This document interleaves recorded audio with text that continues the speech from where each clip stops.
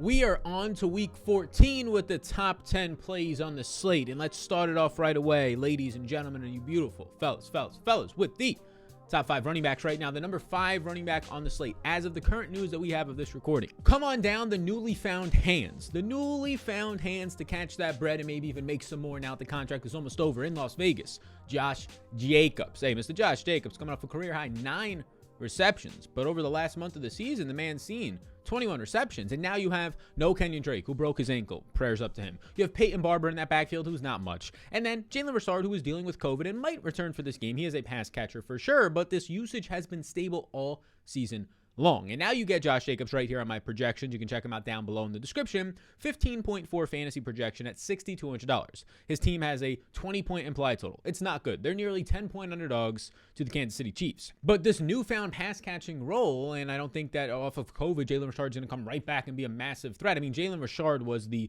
John Gruden lover boy. Like, that's the only reason why Jalen Richard is still on this roster is because John Gruden loved him. When there's a more talented player and Josh Jacobs out there, he's going to stay on the field more. So even if you're down by 10, hey, I'll take another, maybe not 9 target, 9 reception game, but 5 reception game.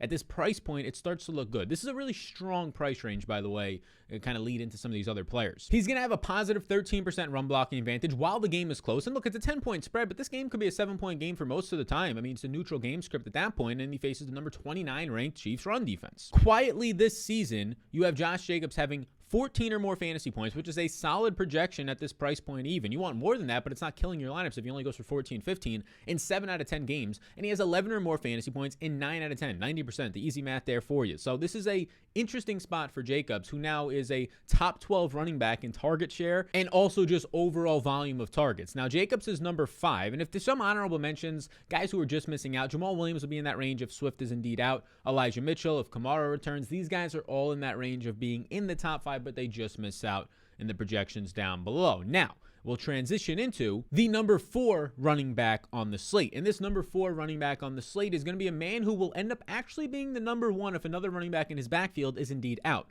And he was the number 1 running back in fantasy in week 13 in his first ever start. The rookie out of UNC, Javonte Williams. Everybody saw him do it in prime time. If you haven't, you probably heard about it. He absolutely popped off in prime time. He had 32 opportunities. He saw 9 targets. He breaks through 100 yards. He has a receiving touchdown and over 70 receiving yards. And he was the number 1 running back for over 32 Draftkings points. Ended up being in a primetime game on Sunday Night Football. Javonte Williams is my number 4 graded running back, and that's assuming Melvin Gordon returns. I'm giving Javonte Williams, instead of his 49% snap share in the season, I'm giving him the majority of the workload here, 60 to 65% of the snaps, even if Gordon is back. I think he's earned more of that, and I don't think Gordon will be fully healthy back from this injury. So at worst, I think that Javonte Williams is a top 5 running back play this week against the Detroit Lions defense that ranks dead last in tackling, 32nd, and bottom 5, borderline bottom 5 in overall run defense. This is a solid matchup.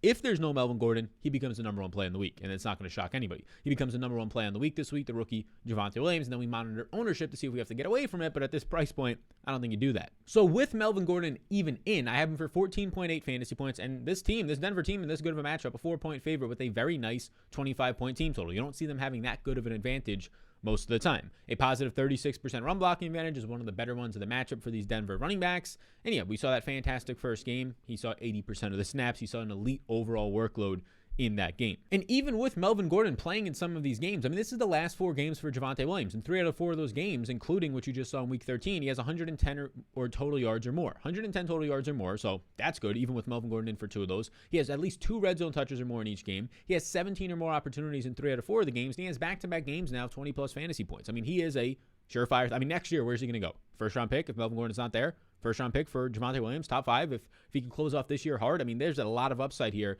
for him to have that Antonio Gibson, Jonathan Taylor type hype. So Javonte Williams is looking solid for me where he sits right now. And before we get into the number 3 running back play, I'll let you know about a prop that I've taken on Prize Picks. I've taken the over 230.5 passing yards in a great matchup against the Texans for Russell Wilson. There's a lot more we'll talk about Russell Wilson when we maybe, and spoiler alert, talk about one of his receivers when we get to the top 5 values on wide receiver in this video. But Russell Wilson is somebody who, I mean, he looked fantastic. His season high efficiency, 81% completion percentage in that last game. It looks like he's over this finger injury now, about a month and a half removed from it. So we like Russell Wilson over 230.5 passing yards. And this matchup against the Texans, I have him in the 270s. If you want to take this prop right here that's on the screen, over 230.5 passing yards, you can get a free bet up to $100 on this site called prizepicks.com if you use the code SAL. my name, my first name, SAL. You get a free bet up to $100. Take advantage of it. So the number 3 running back on the slate. Now we start to get into this range where, look, you have a $5,900 Javonte Williams, $6,200 Josh Jacobs. The slate in general, you don't have a ton of insane value. CMC is hurt. Jonathan Taylor isn't on the slate, or a ton of, not values, there's values, but insanely priced players, right? I mean, Eckler at $8,300 is the most expensive. So this mid-range naturally is going to be a spot where we find a lot of plays. And hopefully later in the week, as we get to the final thoughts and we get to the that one dude, we can start talking in depth about the leverage plays, which players in this range are not going to be owned. I have a feeling that this player is going to be owned, though, and you can check out my early ownership projections on Patreon down below. But Antonio Gibson, another player in this price range at $6,000. I have him for 15.5 fantasy points, a 22.5 implied team total, and he's about a 5-point underdog. So here's the thing. J.D. Mckissick is expected back from his concussion. We'll track that throughout the week, but he's expected back from his concussion. And Antonio Gibson in the last 2 games with Mckissick out, I mean, he's seeing like 13 targets. He's seeing the targets flow in a little bit. I don't know how sticky those are going to be, but the thing that is impressive is since the week 9 bye, and now this is 4 games for Antonio Gibson, since that time, he is a top 5 running back in the NFL. He is now the number overall 11 running back on the season, and he's had 27.5 opportunities per game since that week 9 bye. He's coming off of a game this past week where he saw 29 of 33 possible opportunities out of the running backs. That's 88%. That's elite usage. 88% would basically be top 2 in the NFL, up there with Najee Harris over the course of a season. That being said, McKissick is due back, but I think McKissick coming back just limits his projection from being in like the 17 or 18s, and it keeps him here at still a very solid projection for the price tag. So what else you're getting since that week 9 bye is 22 or more fantasy points in 3 out of 4 games, right? The only bad week was week 11, where he still saw 19 carries. Just the game script didn't allow him to run many routes. He only ran 4 routes and saw no targets, and he just missed a 100-yard bonus by 5 yards. 19 carries for 95 yards is still a pretty damn solid game. You're getting 5 yards per clip there. It just didn't translate. He had a fumble in that game. He played his least snaps of the season, basically in the 40-45% range. So it was just an overall weird game, but he still saw 19 opportunities, right? Still a solid real-life game on 5 yards per clip. On the season, he's top 5 in rushing yards. He's number 4 in red zone touches. He has that role secured. He's number 7 in yards created, meaning that he can do it independent of his offensive line and offense. And Washington football team is number 5 in rushing plays per game. So he looks to be fine, looks to be healed from these hairline fractures, the stress fractures that were in his feet and his ankles and his legs and whatever it might have been.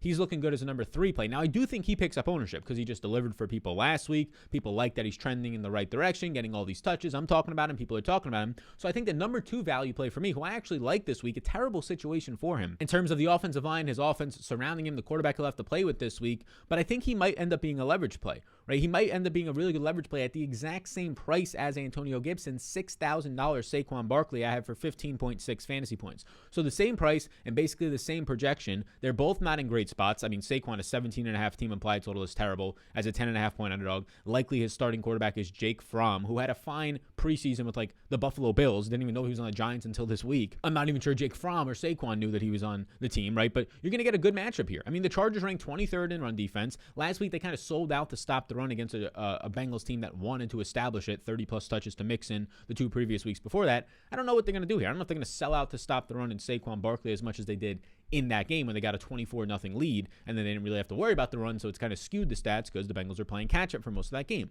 But a positive 36% run blocking advantage is just one of the rare scenarios where you're getting a positive matchup for this offensive line of New York Giants. That doesn't happen often. And I'm going to expect some heavy workload from Saquon Barkley in this game. Who else are you going to rely on? I mean, Sterling Shepard and Kadarius Toney are maybe not back. You have now a rib injury for Kenny Golladay, so who else are you going to rely on, right? You might as well check it down a bunch like they did last week with Mike Glennon, 9 checkdowns to Saquon Barkley in that game. So Saquon Barkley in his last 2 games where he's been fully healthy, not limited, his last 2 fully healthy games, weeks 12 and 13. Week 12, you see 18 opportunities on 82% of the snaps, 5 targets. And then last week, 20 opportunities on 78% of the snaps. So he's getting a full-time role. He sees a very solid 9 targets last week. So your biggest concern is a 17.5 point team total. How often are they going to be in the red zone? I mean, he's the biggest threat, but you're getting a workhorse back here, a 3-down back, playing a lot of snaps and seeing opportunities. And oh yeah, the targets are there. So I do think like if this week you see Antonio Gibson, he was like 20% owned last week. If he's 20% owned this week and Saquon's pushing like 8 to 10% ownership, I'll take half the ownership because I have them at similar projections, and they're both going to be hovering right around 20 opportunities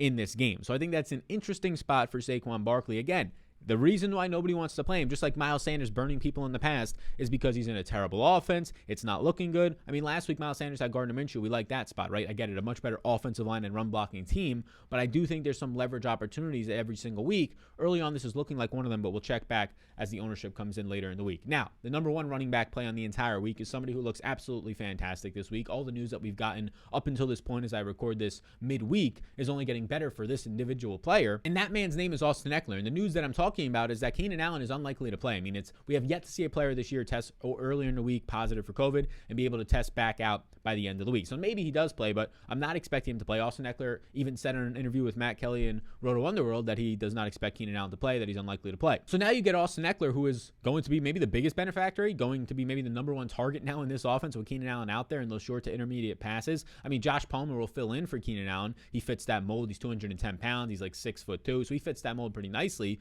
But I think more trust and more security in the checkdowns for those 5, 6, 7-yard passes are going to go to Eckler now since Allen's not out there. So I have Eckler at $8,300 for 22.4 fantasy points. A 28 implied team total is the second highest on the slate, only behind the Chiefs, and he's a 10-point favorite. So all that looks fantastic for Austin Eckler. He has a positive 59% run blocking advantage against the Giants, who are a bottom 5 run defense. Right now, he already has a matchup. The Giants allow 105 rushing yards per game, the 6th most in the NFL. Over his last 6 games, he's seeing 19.2 opportunities per game since he's been healthy. A 15% target share amongst running backs is top 5 in the NFL. Again, that's only those 6 targets per game that comes out to, are only likely to rise with Keenan Allen out. And now what are you getting? Well, you're getting a guy who leads the running backs in receiving yards. He's second in routes run with 24 in the season. He's had 20-plus fantasy points in each of his last 3 games, seeing 5 or more receptions in each of those games. Everything looks good for Austin Eckler. The floor, the median projection, and the massive ceiling. And oh yeah, the fact that there's not really any other expensive running backs makes it easy to just go up and get him. So I like Eckler this week. I think a lot of people likely will. I expect his ownership to be around 18 to 16%. So get different somewhere else in your lineup. I take Eckler over 53.5 rushing yards this week in the good matchup with the 10-point favorite. I have Eckler for 74 rushing yards in my projections. So over 53.5, we take that. You can combine it with the Russell Wilson prop if you want to. You can take that with something else. And if you use the code SAL, right, limited time offer right now as the season and the year 2021 is ending, so they'll probably change some promotions. Get in code SAL on prizepicks.com. Free bet up to $100.